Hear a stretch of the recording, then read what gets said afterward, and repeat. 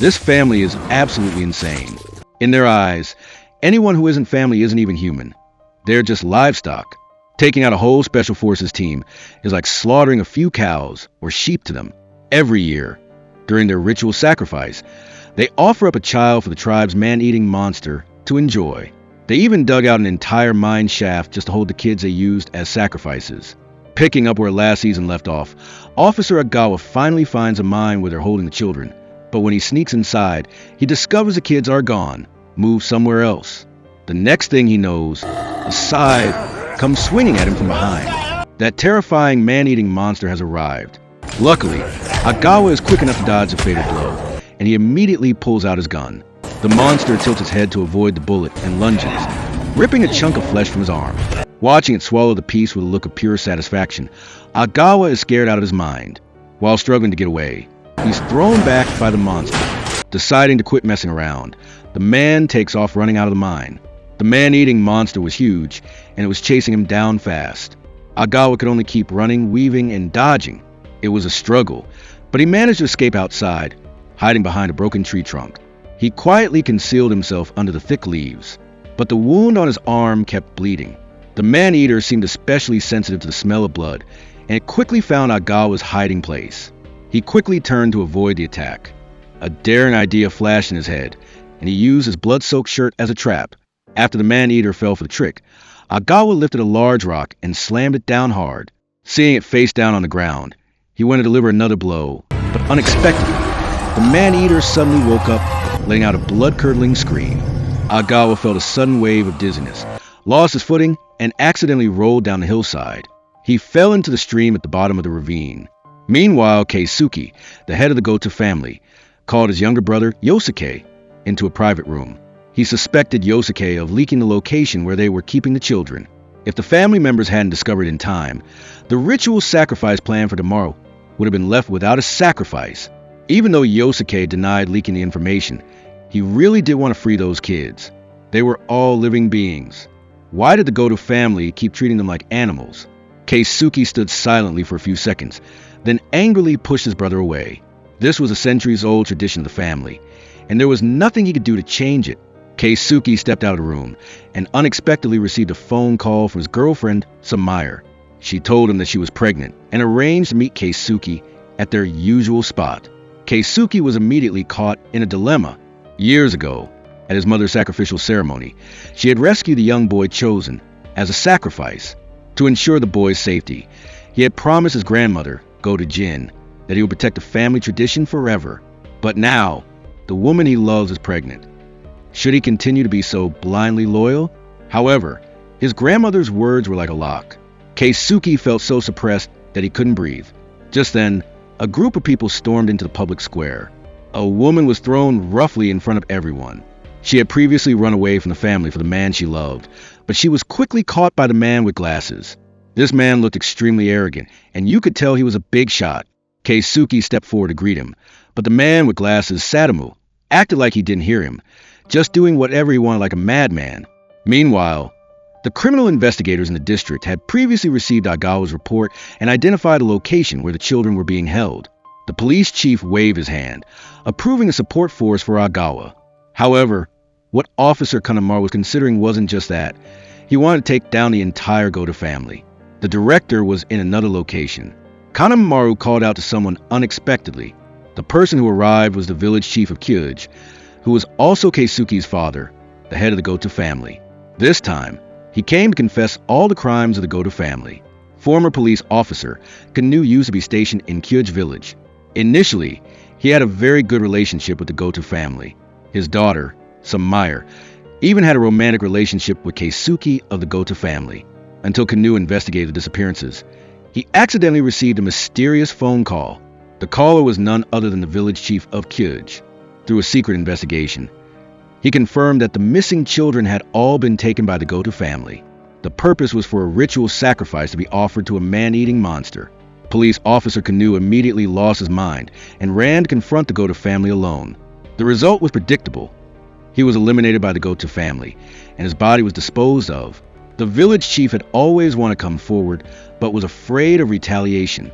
It wasn't until he saw the police actually taking action that he quietly contacted Inspector Kanemaru.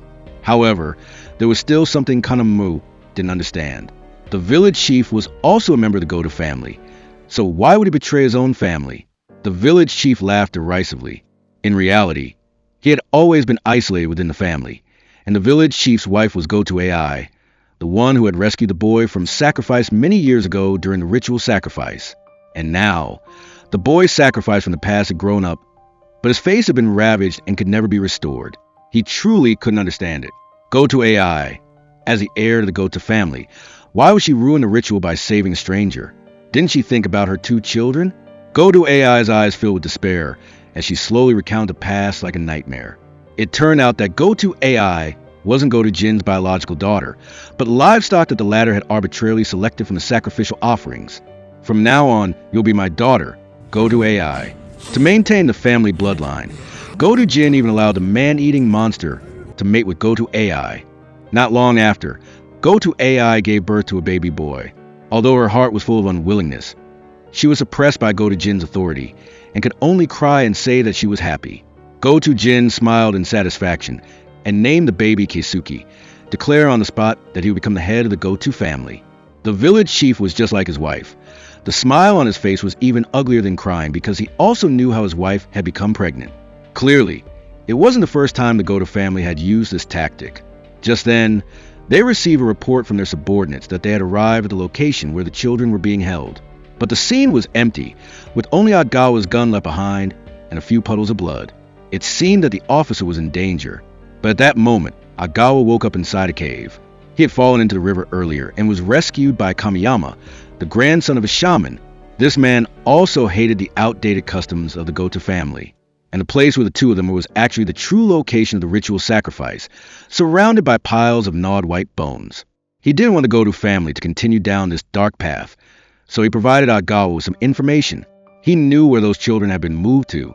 Agawa's eyes were incredibly determined, and he vowed to rescue those kids. But he didn't know that his family was being attacked by the Goto family. Fortunately, Agawa's former colleague risked his life to protect them. Along with his wife, Yuki, and the female police officer, they fought bravely and managed to subdue the assassin. The female police officer felt that this place was no longer safe and decided to take Yuki and her child to another location. Unexpectedly, as soon as they drove the car out of the hotel, a truck crashed straight into them, and the driver was none other than the crazy Sadamu from the Goto family. After confirming that Yuki and her child weren't dead, he whistled and carried them both away. The next day, the annual festival of Kyuj Village officially began. Kamiyama replaced his frail grandfather as the host of the ceremony. At this time, someone noticed that their family head, Keisuke, had disappeared. But no one knew that at this moment, the main character had arrived at a house at the foot of the mountain. It turned out that he had come to find his lover, Samaire. Facing the girl's warm welcome, Keisuke acted coldly. He demanded that Samaire get rid of the baby, but the girl had made up her mind long ago. She would rather die than leave Keisuke's side. The man was moved by her sincere feelings, but his family was a den of criminals, and he didn't want to drag Samaire into it. Right then, a group of people from the Goto family stormed in. It turned out they had been following Samaire all along, and they had an unexpected bonus. Hearing that the family had wanted to be with Samaire, everyone in the family's expression turned grim. It had to be known that Sumaire's father was Inspector Kanu, an enemy of the Goto family. Keisuke then frankly admitted that he wanted to be with Samaire because she was pregnant. Wasn't this a good thing? The family could continue to be maintained. At that moment, the children ran over, and many police officers appeared at the entrance to the village. Keisuke led the way, blocking the hillside entrance to the Goto family's territory. A large group of Special Forces police, led by Kanemaru, aggressively announced that they wanted to enter and search the premises. The reason given was that villagers had reported that the Goto family's number of guns didn't match the number declared. Keisuke, without changing his expression, opened the armory. The Special Forces police began to inspect and register each item one by one. Kanemaru waved his hand, signaling his subordinates to search thoroughly in case the Goto family was hiding weapons. The long-haired guy was a militant member of the family. If Keisuke hadn't stopped him, he would have rushed forward to fight recklessly. Seeing this scene, the elders of the family believed that the Goto family's blood contained a warlike spirit, which was also why they made such efforts to protect the purity of their bloodline. Police officer Kanemaru jokingly said, as if by accident, that the population of Kyuj village was getting smaller and smaller, but your family members were getting more and more numerous. As soon as he sat down, he realized that there was something off in the air. Unexpectedly, a secret passage was hidden behind the foliage. Could there be something shady inside? A few somber-faced family members followed behind, giving the feeling that they could attack at any moment. Fortunately, Kanemaru walked around and didn't discover anything suspicious. Seeing the other party return empty-handed, the goatee man felt that something was wrong. The people who appeared here were all special police. So where did those other police officers run off to? At this moment, Agawa had quietly arrived at the hillside behind the mountain. He had previously heard from Kamiyama that during the sacrificial ceremony, the Goto family had moved the children to a store at the top of the mountain. And the one who revealed this information was unexpectedly the head of the Goto family, Keisuke. It turned out that he had decided to free those poor children and put an end to the family's brutal ritual. At that moment, Agawa had circled the back of the store and, sure enough, saw 3 children being held captive. And the goatee man also realized that he had fallen into the police's diversion trap. He planned to lead people to the store on top of the mountain for support, but the front was completely blockaded by special police. Seeing the family members' rage, Kanemaru couldn't help but roar, "Why are you so fanatically believing in that old woman?" But this only provoked the family members' anger. The long-haired guy pulled out a rifle from somewhere, preparing to pull the trigger. Keisuke intervened in time, not wanting to start a war with the police. Unexpectedly, the long-haired guy suddenly said, "The fight has already begun." The next moment, the man-eating monster descended from the sky. He struck down a special police officer. Kanemaru reacted quickly and prepared to fight back. The Goto family rose in unison, wielding sickles and axes as they charged into battle with the special police. Occasionally, someone would pick up a gun from the ground and fire it crudely. While the two sides were engaged in a chaotic battle, another group of people from the Goto family joined the fight, bringing with them a large number of guns. Family head Keisuke stood to the side, his eyes vacant. The scene he least wanted to see had finally happened. Fortunately, the police officers on top of the mountain had joined up with Agawa and confirmed that the children were inside. They guarded all the exits. With a loud shout, they broke down the door and charged in. Unfortunately, the special police officers below the mountain had been killed to the point where they had to continuously retreat. This was mainly because the people in this family were too fierce, killing people as easily as turning their hands. The few survivors were all trapped inside a small wooden house. Keisuke thought of his girlfriend Samire and quickly ran to the backyard, where he saw the elderly, the weak, and the sick had automatically found places to hide. Fortunately, Samire was unharmed. He planned to take her to a safe place, but unexpectedly, the village chief appeared. He intended to kill Samire to sever the Kudu family's bloodline, but Keisuke was no pushover. In just a few moves, he beat the village chief until he was covered in blood. But the village chief didn't care at all, and even sarcastically said that Keisuke wasn't his son because, when he was young, he had been forced to undergo a sterilization operation by Goto Jin. Unexpectedly, Keisuke had known for a long time that his biological father was that man-eating monster, but that didn't affect his reason for living in this world. And the battle at the foot of the mountain was over, with only Kanemaru surviving. He threatened the long-bearded elder that he was openly opposing the nation, and that the only path left was extermination. The long-haired guy sneered, saying that as long as he killed all of them, no one would know about this. Sporadic gunfire could be heard outside from time to time, as the family members were sniping. At that moment, Kanemaru's walkie-talkie crackled to life. The police had rescued the trapped children. Inside the store on top of the mountain, a woman looked at the rescued boy, hesitating to speak. Years ago, just after she had given birth, she was told that her baby had died of weakness. The woman had a hunch that the boy in front of her was her son. Just then, the arrested villagers began to confess, "This is my child." Agawa really didn't understand why these people gave their children to the Goto family. The shop owner next to him revealed a mocking expression. "What do you outsiders understand? They've been living like this for years. Each family contributes their children, so the pain is shared equally and there's nothing left." However, as soon as he finished speaking, he was shot between the eyes and fell to the ground. The Goto family thugs had arrived. Without saying a word, they started firing wildly into the store. The crazy Sadamu even uttered cruel words. He wanted to kill every living thing inside. At this moment, Someone in the family worried about accidentally killing the child meant for the ritual sacrifice. The bearded man sneered, saying that he had already prepared a replacement. Then, someone opened a floorboard, and lying inside were Agawa's wife and child. If you guys are all crazy, then I'll have to go crazy too. This movie is truly insane. The righteous police officer throws off the shackles of morality, vowing to carry out a great massacre within the cannibalistic family. The story continues in the previous episode, with the police team rescuing the children surrounded by the Goto family at the store on top of the mountain. No one knows how long it has passed, but the gunfire outside gradually subsided. A low-level thug jumped into the store to scout the situation, but Agawa only had one bullet left. He fired a shot and missed. He could only charge forward for hand-to-hand combat. After a few blows, he knocked the opponent to the ground, seizing his weapon in the process. At this moment, family members outside also rushed in. Agawa alone couldn't fight so many people. He could only signal to the police chief to take his wife and child away first. But the Goto family had no intention of letting them go. In the blink of an eye, Agawa fired first, hitting the opponent in the head. This bloody scene reminded him of the image of rescuing his daughter many years ago.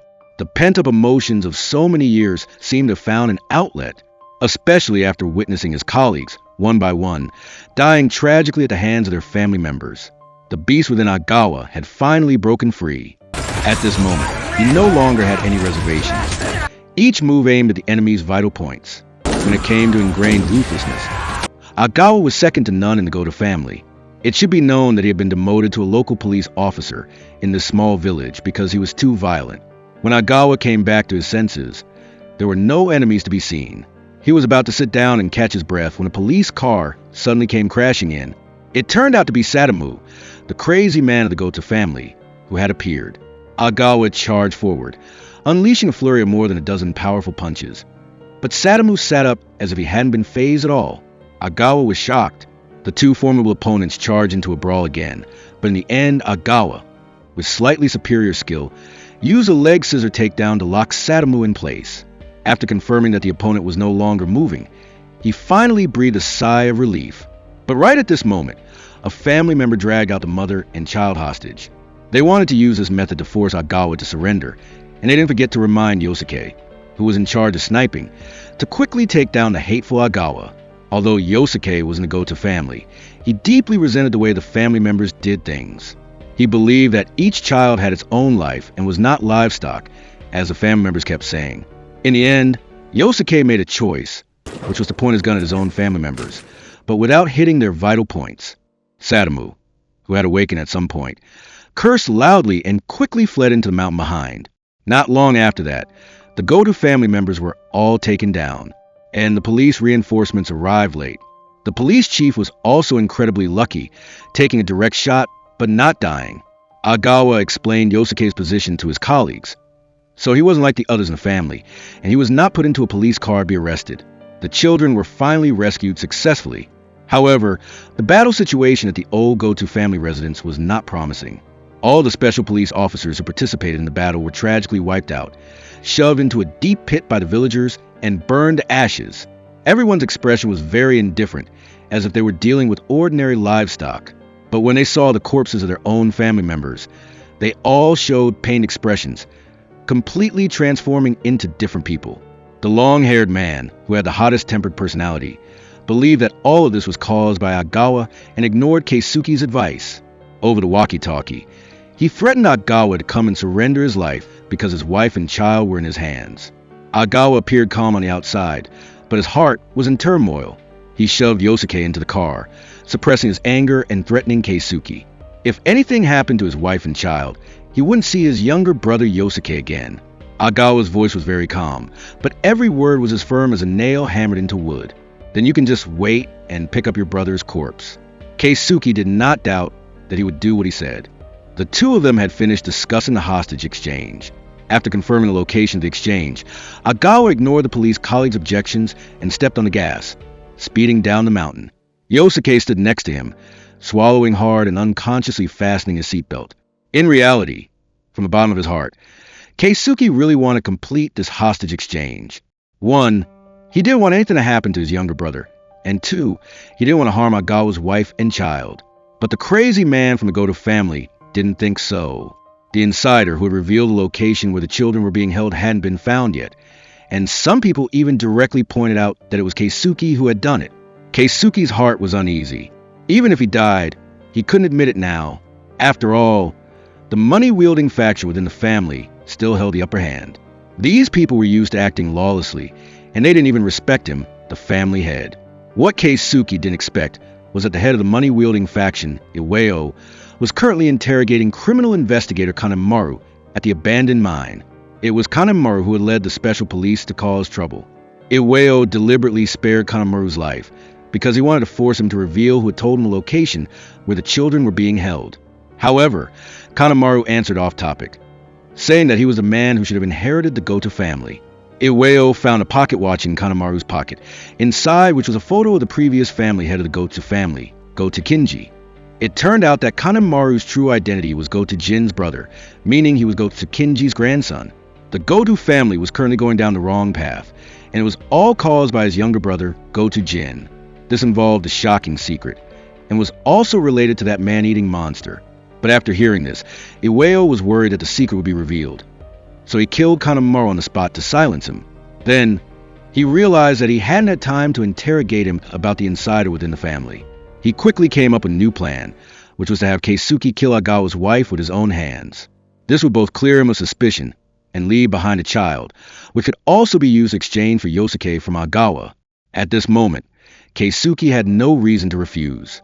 He accepted the dagger and slowly approached Yuki and her child. At this critical moment, criminal investigator Kanemaru's satellite phone rang. The caller was Keisuke's father, the village chief. He frankly admitted that he was the insider within the family who had contacted Kanemaru. Keisuke was extremely shocked. He knew that his father wanted to take the blame for him, but given the current situation, the only thing Keisuke could do was give the village chief a peaceful death. Looking at his father's kind face, Keisuke unconsciously recalled his childhood. Even though the two of them knew they weren't blood-related, the village chief still regarded Keisuke as his own son because his biggest wish was to completely change his village. It's a pity that I can't fulfill it anymore. From now on, I'll have to rely on you. Keisuke gritted his teeth and stabbed the dagger into the village chief's stomach, but there wasn't even a hint of reproach on his face. His eyes were filled with expectations. Keisuke choked back his tears, pulling the brim of his hat down low. This was the adoptive father who used his life as the price to help him secure his position as family head. Sure enough, not long after, the bearded man stepped forward to express his loyalty. He was a warrior who protected the family heads through the generations. Any troublesome matter could be entrusted to him to handle. Keisuke was a family head. He only needed to manage the family well. That afternoon, Agawa led Yosuke to the exchange location. A group of extremist members of the Goto family had been waiting for a long time. Seeing the main character arrive, Keisuke stepped out of the crowd and immediately expressed his stance. He hoped that the feud between the family and the police would be erased. Agawa quietly agreed. Right now, he just wants to save his wife and child first. Keisuke signaled, and on the count of 3, both sides would exchange hostages. Unexpectedly, Iwao suddenly spoke up, questioning things. Yosuke, who was in charge of sniping, was always hiding in the mountains, so there was no way he could be easily caught by the police. He suspected that Yosuke was the insider within the family. Agawa felt a twinge of anxiety, fearing that Yosuke was losing his value as a hostage and had been too hasty. Wasn't it you who revealed the location of the children? Keisuke?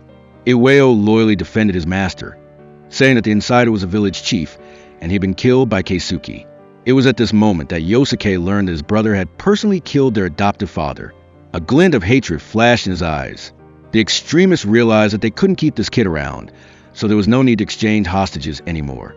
The long-haired guy raised his gun, aiming at Yuki. After a gunshot rang out, the woman was unharmed. It turned out that Keisuke had grabbed the barrel of the gun. He didn't want the conflict between the two sides to deepen further. But the long-haired guy didn't understand why the family head was protecting that livestock. His words and actions showed no respect at all. The bearded Iwao immediately grabbed the long-haired guy's face, not allowing anyone to disrespect the family head. After several slams into the wall, the bearded guy quickly collapsed to the ground. Agawa, of course, wouldn't miss such a good opportunity, unexpectedly pulling out his pistol and firing rapidly. But even though he was hit by a bullet, Iwao was still as energetic as ever, putting all his strength into his legs and charging straight at him. Agawa's neck and right hand, which was holding the gun, were tightly restrained, with almost no chance of turning the tables. But at the crucial moment, he released the gun, his left hand caught it, and immediately pulled the trigger. Iweo's head was shot through. Agawa breathed a long sigh of relief, but he didn't notice that Iweo was getting up. Fortunately, he reacted in time, using a shoulder throw to knock him down. Now, the only one left on the enemy's side was Keisuke. Agawa was extremely puzzled. Wasn't he begging me to save those children and wanted to end everything? Why was he still concerned about the lives and deaths of his family members? Keisuke's eyes were extremely complex. One side was his gnawing conscience. Clearly, he didn't know what to do either. At that moment, a gooey substance suddenly dripped from the sky. Both men's hearts sank at the same time. The man-eating monster had appeared. Agawa seemed to realize something and shouted for his wife to run. The man-eating monster stomped on Agawa's chest with one foot. When it tried to move forward, Keisuke blocked its path. The man-eating monster went around him. The next second, it appeared behind a stone pillar where Yuki was hiding. It turned out that its purpose in coming here was to kidnap the little girl Mashiro, because the ritual sacrifice that night absolutely required the presence of a child. This process had almost become an instinct ingrained in the man-eating monster's blood. Agawa wanted to chase after it, but his chest wound was too severe. He had only taken 2 steps before he collapsed to the ground, exhausted. At this moment, Keisuke stepped forward. He was hesitating, not knowing whether to kill or save. In a daze, the image of Goto Jin reappeared. Kill him. At the same time, Goto AI was in hiding in the town. She suddenly discovered that she was being watched by the Goto family. Previously, Goto Jin had made a deal with Keisuke. As long as he obediently listened and upheld the family tradition, then his mother, Goto AI, would be absolutely safe. Now, she suddenly encountered a Goto family assassin. Clearly, something had happened on Keisuke's side.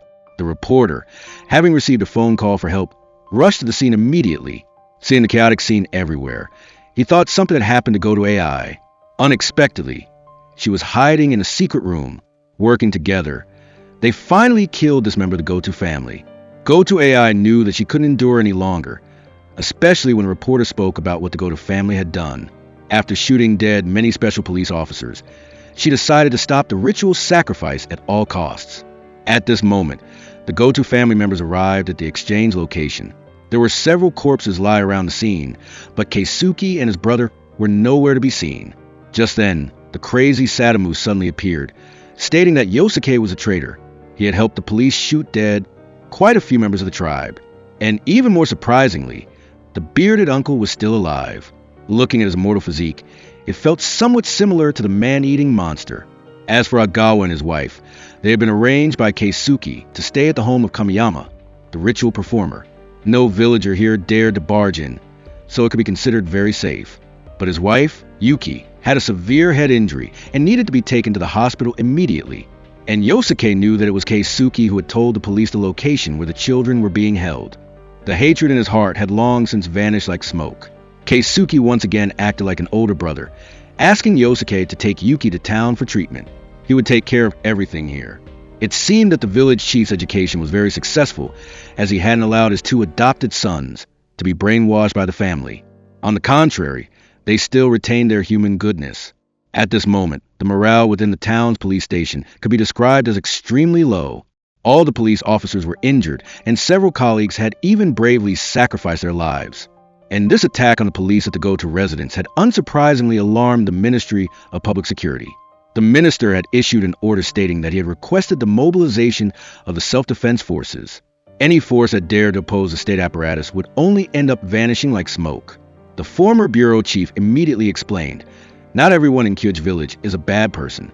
In reality, as long as we capture a few of the masterminds, the Goto family will lose its ability to resist."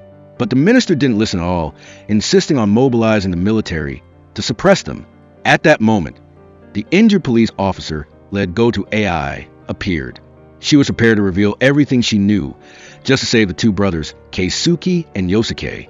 In reality, both children were puppets deliberately raised by Goto Jin. When Keisuke was about 10 years old, Goto Jin used the excuse of delivering lunch and took the boy to the man-eating monster's lair. But when Keisuke opened the lunchbox, he stood rooted to the spot. Inside were human limbs, which scared him pale. It turned out that Goto-jin had always fed the man-eating monster. Keisuke gathered his chaotic thoughts and turned to find Agawa, who was wrapped in bandages. The reason he saved the other man's life was just that he didn't want anyone else to be harmed. And the ritual sacrifice in the evening was the best opportunity to save his daughter. Agawa asked a nagging question: why the hell does that monster eat people, and why do the villagers accept it so calmly? At this moment, the former ritual performer slowly entered. He was Jin's grandfather, so of course, he knew quite a few secrets. The ritual sacrifice in Kyuj village had now completely changed its nature. Previously, the villagers did it to worship the god in their hearts, but the man-eating monster was completely not a god in the true sense. After all, he was just a pitiful child, and all of this was a result of Goto-jin's deliberate manipulation. 70 years ago, the villagers were oppressed by the Goto family to the point of unspeakable suffering. It was Goto-jin who ran around everywhere to free them from that misery. But for some unknown reason, Goto-jin's personality completely changed. I want to get to know you. If that's the case, I'll let you know everything about me. Who would have thought that the head of the cannibalistic family was a stunning beauty in her youth? She conquered the men in the entire village with her strength alone, further pushing the Goto family into a bottomless abyss. Continuing from the previous episode, the previous ritual performer Masamune slowly recounted a secret that no one had known for many years. The village of Kabana in 1949 suffered the worst famine in history due to war, and countless villagers starved to death on the streets. Only the Goto family had so much food that they couldn't finish it. Even the pets they kept were fed meat every meal. The village shaman, along with his son Masamune, who had just come of age, sought out the current head of the Goto family, Goto Kinji, hoping that he could distribute some food to the villagers. That year, it was thanks to the ritual performer's help of connecting them that high-quality hinoki was discovered on the Goto family's land, allowing the Goto families would be sold to the government. The family became prosperous and wealthy as a result. Considering this relationship, Goto Kinji treated the ritual performer with some kindness. But when it came to donating food to the villagers for free, this head of the family was somewhat unwilling, because the villagers had discovered that the Goto Kinji family had never gone hungry, so they falsely accused him of enjoying eating people. In reality, the Goto family didn't yet have the custom of eating people at this time. Moreover, not long ago, the Goto family had won a battle, seizing a lot of land from the villagers. The two sides were like fire and water. The ritual performer had very high prestige in the hearts of the villagers, and he promised on the spot that he would step forward to mediate, so that the Goto family could truly seize control of Kabana village. After hearing these words, Goto Kinji immediately decided to agree to this deal. Then he stood up and instructed his subordinates to prepare a lavish lunch for the ritual performer and his son, while he went to the portrait of his father and raped his stepsister, Goto-jin. After finishing, he shoved her aside like a discarded corpse, muttering to himself in front of his father's portrait. The one who killed father was actually me. Goto Kinji went to the water basin to wash himself, just as he happened to meet Masamune, who had finished eating and was preparing to leave. This was the first time the two had met, and with just one glance, the naive Masamune completely fell into the trap of love. Not long after that, Goto-jin took the initiative to find Masamune, saying that she wanted to talk to him privately. Masamune saw the wounds on Goto-jin's face and felt his heart clench. Somehow, he was driven by a ghost to take Goto-jin to a secret cave, a place that only the ritual performers throughout the generations knew about, a place where absolutely no one would come to disturb them. Masamune earnestly wanted to learn everything about Goto-jin, and the woman also seemed very receptive. Even though it was only their second meeting, she took the initiative to offer her body to Masamune. As Goto Kinji had said, Goto-jin was indeed a deadly poison.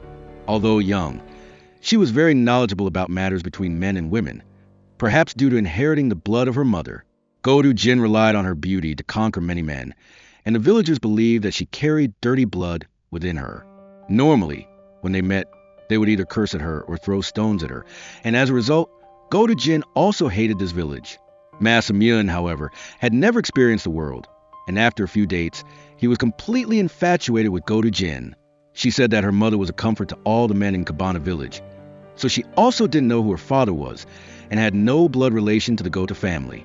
She felt that there was absolutely no place for her in this world, but Masamune felt that Goto-jin wasn't wrong. It was the world that was wrong. He vowed to change his village so that Goto-jin could live here in peace. But Masamune didn't realize that Goto-jin was giving a sinister smile. Her plot was complete. After that, The two became even more inseparable, but their relationship quickly spread. The ritual performer's father quickly intervened, heartlessly separating them. Masamune and Goto Jin were completely unable to meet in ordinary times. Until the annual ritual ceremony took place, the villagers were all busy with worship, completely unaware that two people were missing. Masamune was in the small forest behind the village, secretly meeting with Goto Jin. Originally, the two of them planned to run away from this village together, but then Goto Jin said that she was pregnant. Masamune immediately changed his decision. Sooner or later, he would inherit the position of ritual performer, and as long as he tried hard, he would definitely be able to change the current state of the village so that their children could have a completely new living environment.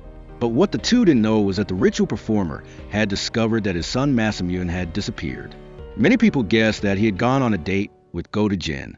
Immediately, someone suggested that they should just kill Goto Jin so that their young master wouldn't go astray. Unaware of the danger come, the young couple was sharing stories, and Goto Jin spoke about her mother. Years ago, her mother was sacrificed to the god Kurunakami by the villagers. This was a tradition that the village of Kabana had maintained for hundreds of years. In the past, to pray for a bountiful harvest, the villagers would sacrifice a person in a ritual, but later became completely corrupted, gradually becoming a way for the villagers to publicly execute criminals. By Goto Jin's time, it had even turned into sacrificing children to man-eating monsters. But when Goto Jin was young, she didn't have this thought. She only lamented her mother's tragic fate, longing for a day when she would become the head of the Goto family, and then work with this priest Masamune to build Kabana village together according to their desired image. The naive Masamune had even already chosen a name for their child. Then let's call him Shirogane, hoping that he will live in a world that is pure and strong like you. Just as the two were embracing passionately, a servant found Masamune. The servant urged the young master to quickly go and participate in the ritual ceremony, and then turn around, grabbed a hoe, intending to strike Goto Jin to death. The other villagers all thought that this was a sacred act, but only Masamune knew the truth within it. The so-called sacrifice to the god Kurunakami was actually just tying that person up on the back mountain, leaving them to slowly die of starvation. With his current status, he was completely powerless to change anything.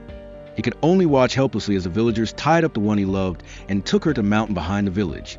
At this time, Goto Jin no longer had any reservations.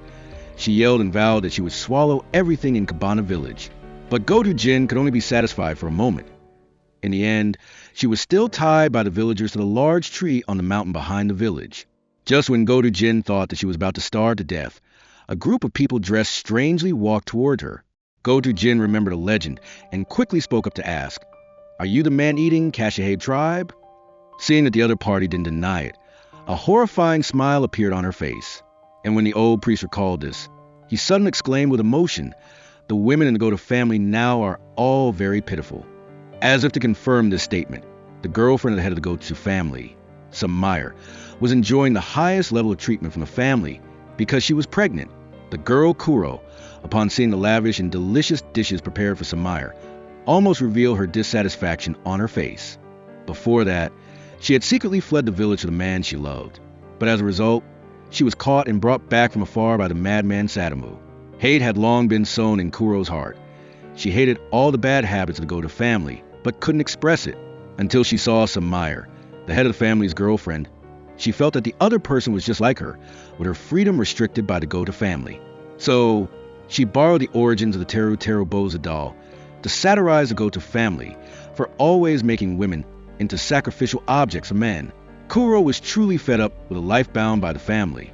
She wanted to invite Samire to escape Kabana village with her, but Samire had gone through great difficulties to be accepted by the Goto family in order to be with Keisuke for life. How could she leave so easily now? Her good intentions were bluntly rejected, but Kuro didn't show any change in expression. She told Samire to look to the right, and with her other hand, pulled out a taser, and Samire, completely unprepared, fainted on the spot. The head of the family's pregnant wife having an accident was a momentous event within the family. Everyone in the family was in a panic, but she was secretly happy inside. She took advantage of the chaos to escape the family's old house, and before leaving, didn't forget to utter a curse that the people in the family wouldn't die in peace. The story continues from the previous episode. Goto Jin was tied up on the mountain behind the village by the villagers in the name of sacrificing her to the gods. Just when she thought her life was about to end, the rumored man-eating tribe suddenly appeared. Instead of succumbing to fate, Goto Jin made the most of her advantages. "Do you want to work with me? To seize everything in the village?" Seeing the man silently swallow his saliva, Goto Jin knew that she had achieved her goal. 3 years passed in a flash, and due to extremely harsh weather, the famine in Cabana village became even more severe. The villagers were forced to go deep into the mountains to search for food. While passing a dirt slope, they accidentally encountered someone, a 3-year-old child. Coming closer to look, the two almost peed their pants in fear. The child had a finger in its mouth. Just then, snow fell on One Eye's head, and Goto Jin fell from the sky, sickle in hand. At this time, the village shaman was distributing relief porridge to the villagers, the father and son looking dejected. This was the last of their remaining food. After eating this meal, the whole family would have to suffer from hunger. Suddenly, a villager ran out of the forest, crying. He said that Goto Jin was still alive and had killed One Eye. This news terrified the villagers. Wasn't Goto Jin taken to be sacrificed to the god Kurunakami? Why was she still alive now? Among the crowd, only the shaman's son Masamune couldn't hide his joy. No one had expected that Goto Jin had not only not been eaten by the Kashihabe tribe, but had also become a part of them. After giving birth, she and her son lived by eating people. During that time, she had always advised her son not to forget to devour everything in Cabana village. Clearly, Goto Jin had never given up her hatred, and the villagers hadn't forgotten to pursue her to the very end, wave after wave pulling into the back mountain. Unfortunately, what was more difficult to deal with at this time was a famine. Not only the old, weak, and sick, but even newborn babies were starving to death because they couldn't get breast milk. It wasn't just a matter of having too little. It was a matter of not having enough. The villagers directed all their frustration toward the wealthy and prosperous Goto family. They were starving to death, while the head of the Goto family, Goto Kinji, was eating and partying. The priest, representing the villagers, went to ask him for food, but this time he was flatly rejected. The reason, he said, for not saving them from death went all the way back to the Edo period 300 years ago. At that time, famine was rampant, and the Kashihabe tribe could only rely on eating people to survive, so people often suffered from mental illness. The villagers couldn't bear it any longer and drove them out of the village. From then on, the Kashihabe tribe lived in seclusion in the mountain behind, living a life like wild animals. Later, the Goto family only said a few kind words in defense of the Kashihabe tribe, and as a result, they were collectively suppressed by the villagers. Even their fields were robbed and divided up. It wasn't until recent years that the Goto family rose again, and the head of the family, Kinji, was able to reclaim the good fields from the villagers. This head of the family seemed to be joking with the priest, saying that if the villagers didn't have food, they wouldn't starve to death, they could just eat people. And Kinji hated the villagers for another reason. The woman he loved, Goto Jin, was sacrificed to the god Kurunakami.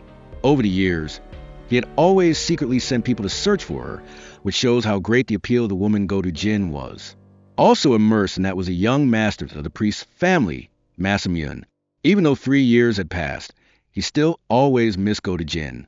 Learning that the woman of his dreams was still alive, Masamune went alone to their secret meeting place, and the memories of the past flooded back into his mind. The man lay prostrate on the ground, constantly calling Goto Jin's name. Just then, a familiar voice rang out from behind. Masamune turned his head to look, and it turned out to be Goto Jin, whom he had longed for day and night. Beside her was a 3-year-old child. He instinctively thought that this was his flesh and blood. Goto Jin no longer had any of the gentleness she had before. She looked at Masamune kneeling before her like a devout believer. She only said coldly, "Can you help me with something?" The scene shifted, and the priest and his son hurriedly stepped onto the sacrificial platform. The angry villagers had prepared their weapons, and they were calling on each other to go to the Goto family and rob them of their food. In the past, whenever they encountered this situation, the priest would act as a mediator, advising the villagers to remain calm.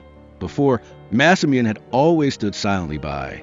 His father hadn't been gone for long, but this time he spoke up in opposition, even inciting the villagers to fight to the death with the Goto family.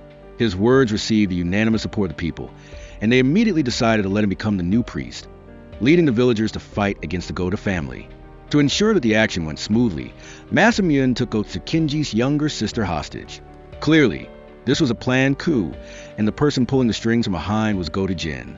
This woman seemed to have a strange allure, always making men listen to her obediently. When Masamune led the villagers to the Goto house, the reaction of the head of the family, Kinji, was unexpected. He actually prepared 2 carts of food for the villagers to take as they pleased, as long as they released his younger sister. The villagers were all overjoyed, with no intention of fighting anymore. How about we just go home? But a gunshot suddenly rang out, shattering the hard-won scene of peace. It seemed that someone in the shadows was deliberately trying to create conflict between the two sides. The villagers flew into a rage, believing that the Goto family was a mastermind, and they immediately stabbed a younger sister of the head of the family, who was also their hostage, to death on the spot. Goto Kinji, in a fit of rage, fired his gun, killing a villager. Masamune seized the opportunity, shouted loudly, and led the villagers to charge straight into the Goto family's residence. A long brewing great battle finally erupted. Facing the villagers who were surging in, even though the Goto family had firearms, they couldn't make up for the difference in numbers, and they were quickly killed, forced to retreat again and again. Even the head of the family, Kinji, was surrounded by the villagers. At the crucial moment, a bullet pierced the middle of a villager's forehead. Immediately afterward, villagers fell one after another. The Kashihabe tribe, who had been lying in ambush for a long time, finally appeared. It turned out that this was the entire plan of Goto Jin, to provoke a war between the villagers and the Goto family, so that when both sides had suffered heavy losses, the Kashihabe tribe would come and reap the benefits. Without any mercy, they killed them all. All the men of the Goto family were turned into food, while the women were kept to maintain the lineage. To be precise, the Goto family now existed in name only. In reality, they were all descendants of the Kashihabe tribe, and the mastermind behind everything was the woman named Goto Jin. They say they walked up to the front of the leader before they brought the last of the Goto family down. Ironically, before dying, Kinji still couldn't get to express his deep feelings for Goto Jin. "I love you." Early the next morning, Masamune led Goto Jin and the Kashihabe tribe to the front of the villagers. Goto Jin proudly announced that from this day on, they were the new Goto family and would establish a new cooperative relationship with Kabana village. Every year, you offer sacrifices to god Kurunakami, but as a result, you suffer from hunger and cold every day. Why not worship the whites of our eyes as the new god from now on? On the day of the festival, people offer their lives for sacrifice. I'm telling the Goto family to save people. The leader wanted to respond, but the villagers fell right to the ground, seeing who can feed them instead of the other world. Then he is our true god. And it was from that day forward that, under the leadership of Goto Jin, the Kashihabe tribe ushered in a new era of domination in Kabana village. She had always remembered the bitter vow she had once made. "I will devour everything in this village." Imposing the rule of offering living people as tribute was the best method to bring Kabana village to ruin, and she did this for another reason as well. Legend has it that 300 years ago, someone who had gone mad accidentally survived, eventually developing into a massive figure, 6.5 feet tall, wandering in the nebulous realm of madness, his crazed appearance like a god. Everyone felt fear at this, so they regarded that person as a true god. What Goto Jin wanted to do was to have her son, Shirogane, eat living people, turning him into the true god of Kabana village. It seemed that her plan had succeeded. Time returns to the present, and the memories of Goto Jin end here. The police officer Agawa felt indignant, and he decided to eliminate that man-eating monster so that the villagers of Kabana could completely escape the sacrifice. The head of the Goto family, Keisuke, immediately chased after him. In terms of inherited lineage, he was actually a descendant of the man-eating monster and could be considered a true native of Kabana, having absolutely no relation to the Kashihabe tribe. No wonder he and the Goto family members were so at odds. Keisuke intended to cooperate with Agawa to overthrow this twisted, corrupt custom. Meanwhile, Yosuke was driving Agawa's wife to the hospital. On the way, he happened to meet Kuro, a member of the Goto family who was secretly running away.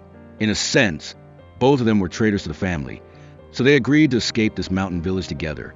But before they could leave the area, the road ahead was blocked. Yosuke guessed that someone had done it on purpose, but he had no choice but to get out and clear the obstacles. At that moment, a figure emerged from under the bridge.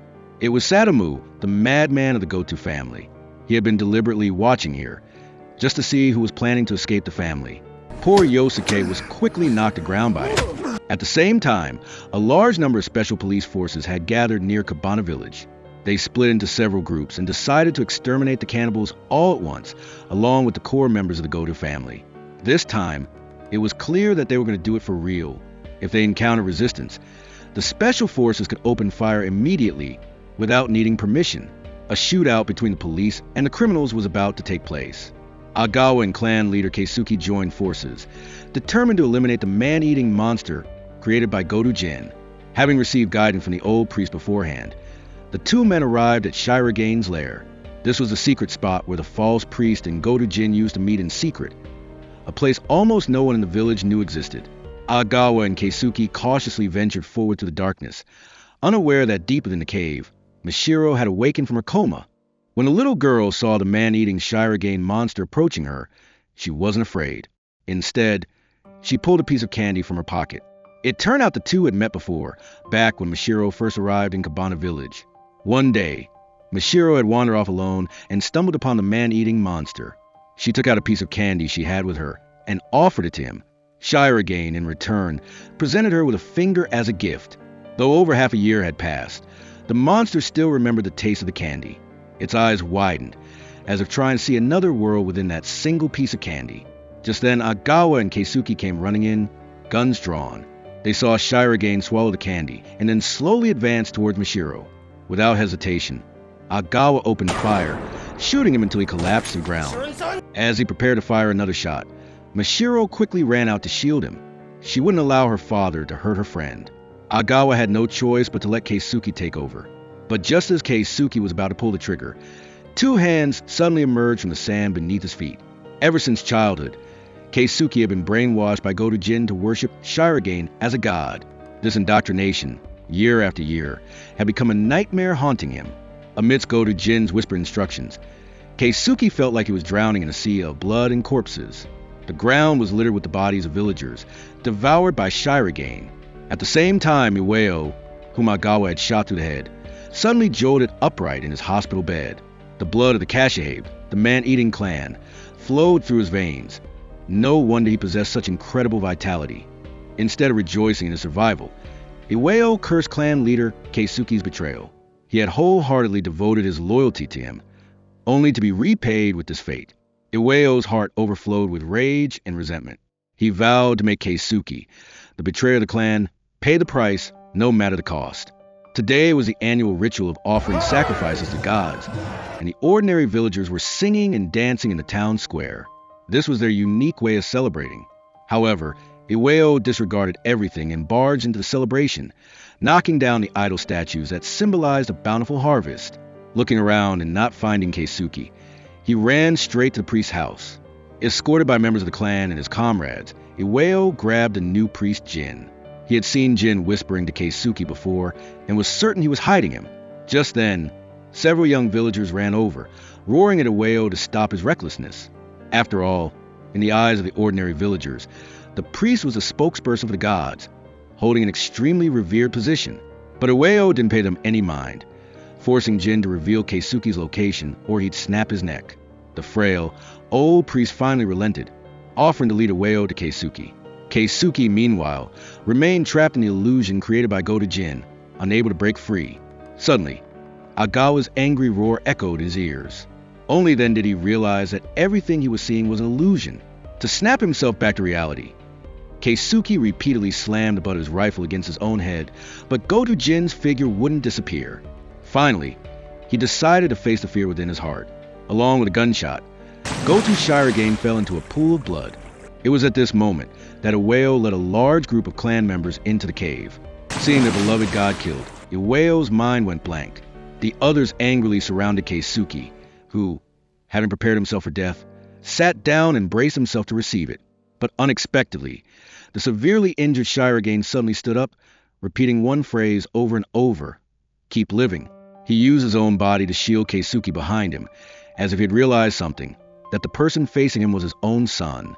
Keisuke's heart surged with violent emotions, and he instinctively reached out and placed his hand on Shirogane.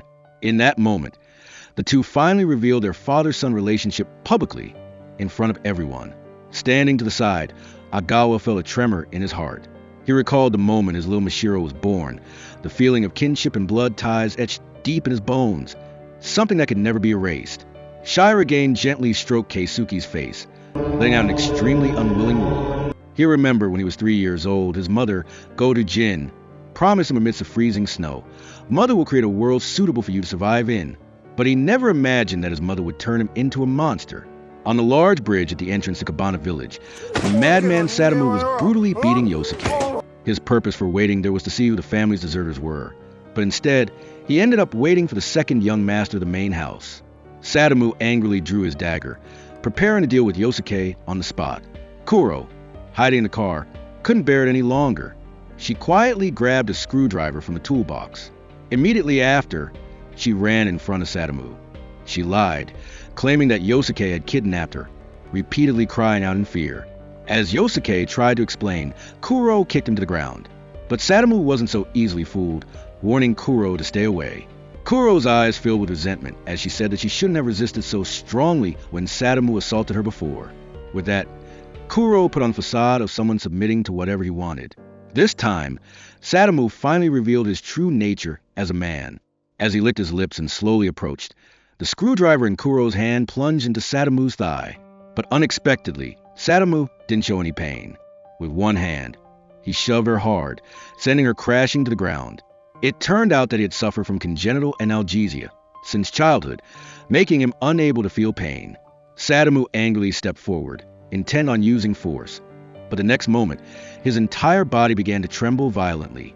It turned out that Kuro had smeared the screwdriver with pesticide long before. This type of pesticide was extremely toxic, capable of easily killing a water buffalo. Sure enough, it wasn't long before Sadamu's body stiffened and he fell to the ground in resentment. Kuro channeled all her strength into her legs, alternately attacking his lower body, as if wanting to release all the pent-up anger of the past years, until Sadamu foamed at the mouth and completely stopped breathing. Only then did Kuro angrily exclaim, "The era of the Goto family is finally over." At that moment, the distant sound of police sirens could be heard, and Yosuke cried for help repeatedly as if grasping a lifeline. Turning around, he discovered that Kuro had jumped into the water, heading towards her own freedom. She clearly didn't want to have any further dealings with the Goto family. Yosuke understood everything and could only silently offer his blessings in his heart. When the police arrived at the bridge, their first action was to take Agawa's unconscious wife to the hospital for emergency treatment. Inside the command center, the acting chief and several others outlined an attack route for the SWAT team. Just then, Goto Jin suddenly appeared. She pointed out a small path on the map that could bypass the Goto residence and lead directly to the altar. The chief immediately accepted this plan. After all, their main objective this time was to capture the man-eating monster and the family's core members. As Goto Jin stepped out of the command tent, she saw Yosuke tending to his injuries. Although they were mother and son, due to their many years of separation and her connection to the man-eating monster Shirogane, they were extremely distant from each other. Not long after, members of the SWAT team arrived at the Goto family altar.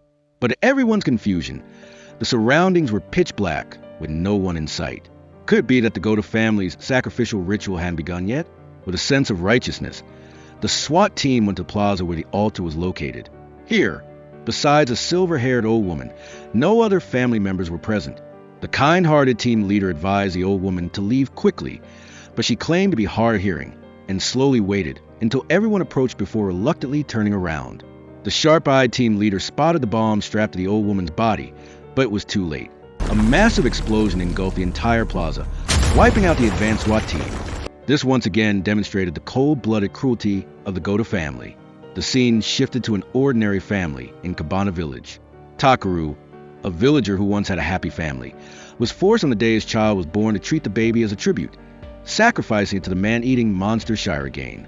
His wife angrily left home, disappearing without a trace for over 10 years. Takeru had wanted to go to the Goto residence to demand his child back many times, but his elderly parents had both experienced that chaotic era, and their reverence for Goto Jin was almost etched into their very bones. Both elderly parents believed that sacrificing their child was the right thing to do. Otherwise, how would they have the comfortable life they now enjoyed? Torn between his longing for his wife and child and compliance with outdated traditional customs, Takeru constantly lived in tormented agony. Until the day of his child's 10th birthday, his inner self completely collapsed. Not only did he personally end the lives of his ignorant and stubborn parents, but Takeru also vowed to change this village. He disguised himself as a wandering samurai and rushed outside. Meanwhile, the other young men in the village were gathering to condemn the Goto family's savagery and arrogance. They were all living, breathing human beings and shouldn't be treated like livestock. Only the guy with the goatee seemed a bit timid. He had witnessed the Goto family's madness firsthand and was terrified that he too would be subjected to their vengeance. The enraged young men immediately charged forward, beating him to a pulp. The man with the goatee struggled to his feet. Just as he prepared to run away, a gunshot suddenly rang out. Everyone turned around in shock. The one who fired the shot was Takaru, now equipped with weapons. A look of hope appeared on the faces of the young villagers. It seemed that not only the SWAT team, but even the villagers of Cabana would be seeking vengeance on the Goto family. Flashback to a few months prior. On the night, Goto Jin was murdered in the forest.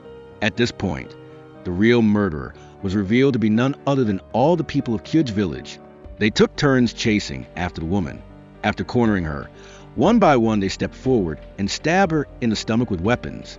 It turned out that for a long time, the villagers had harbored the intention to kill Goto Jin after the injustices she had created for them. Goto Jin exploited the villagers her whole life, and in the end, they were the ones who sent her to the afterlife. Before closing her eyes, she met her young son one last time and let him eat her flesh. Goto Jin told her son to live, no matter what happened, and then quickly passed away. Back in the present, the man suddenly stood up and yelled loudly. The wound on his head seemed to be nearing its limit. In the final moment of his life, he ate his own flesh, then looked at Keisuke one last time before his entire body collapsed to the ground, motionless. The people of the family, seeing the scene, knelt down before the man's corpse. At this time, the man wearing a hat suddenly rushed over and crushed a wound on the man's head, saying that this was not the god of family. Then, he put it in his mouth and devoured it voraciously. To the horror of those around him, Masamune, who was nearby, saw this and realized that the man wearing the hat was a descendant of the cannibalistic Kashihabe family of yesteryear. His eyes gradually turned opaque white, exactly like the giant man's. His body also lost consciousness and lunged to attack anyone nearby. Agawa wanted to help, but Keisuke told him to quickly take his daughter away from this place. Meanwhile, in the village, a group of men gathered and planned to go to the Goto family to repay them for everything they had done. They were fathers and mothers who had lost their children due to the sacrificial ritual. Although they appeared happy on the outside, inside they always harbored the intention to take revenge. Thus, the group of villagers, filled with hatred, went to the gates of the Goto family and opened fire. At this time, all the henchmen were at the cave, leaving only the elderly and women in the house, causing them to quickly lose ground. The villagers outside burned the house and then blocked the doors, preventing anyone from escaping. Screams of panic rang out everywhere. Those who were lucky enough to run outside were also killed by the men in the village. At this time, Agawa was driving Mashiro out of the village. The female detective in the police group announced that Yuki had been taken to the hospital, but the girl's injuries were worsening. Upon hearing this, Agawa immediately drove straight to the hospital. However, he was stopped midway by a villager. She frantically announced that everyone was going to go to family to settle their grudges. Agawa worried that innocent people would fall, so he decided to send his daughter with the woman, while he ran there to stop them. At this time, at the scene, the elderly members of Goto's family stood up to resist in order to take Samaya away from the dangerous place. However, one by one they quickly fell. In the end, only the girl remained. On the other side, a man from the village was also working hard to shoot down one person after another. He spared no one, not even innocent children. Just as he was about to attack a young boy, Agawa arrived in time and ran to stop him. The boy then snatched a gun and shot the man nearby to rescue Samaya. The angry villagers tried to resist, but Agawa easily knocked them down with just a few basic moves. Meanwhile, at the cave, Keisuke and his henchmen were working hard to subdue the man wearing the hat. However, his strength was too great. After a while, only Keisuke was able to move. He tried to hold the man wearing the hat tightly, then used all his strength to forcefully twist his neck to one side. The man's eyes slowly turned back to black. He only managed to call Keisuke's name one last time before his entire body gradually became motionless. At this time, the police had also arrived. Keisuke and his accomplices were quickly arrested, ending a chain of tragedies that had lasted for hundreds of years.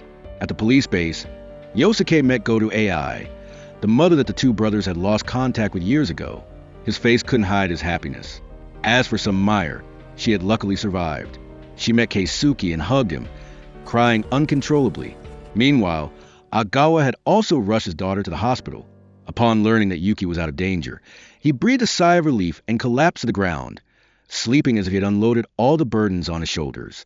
At the end of the film, Keisuke had gone to prison to pay for what he had done. Agawa visited him and announced that Samaire had given birth to a baby girl, hoping that the two of them would soon reunite. Keisuke finally shed tears of happiness. The case of the cannibalistic village quickly spread across newspapers and TV, and the Goto family's crimes were brought to light. Many people were outraged, but many were also curious, so they flocked to the village to film and take pictures. The film ended on a day when a young police officer arrived at the village to take over the management duties. Kanako took him on a tour. In the village, the public signs were now filled with sarcastic and abusive words from angry people. The two of them stopped by Agawa's house and saw him, his wife, and his daughter still living happily. After the incident, they still decided to return here to continue their lives, signaling a new beginning and a bright future for Kyuj village. And so, the second and final part of the film Gannibal came to an end. What are your thoughts after watching? Leave a comment below. Don't forget to like and subscribe to the channel to support me. See you in the next videos. Thank you and goodbye.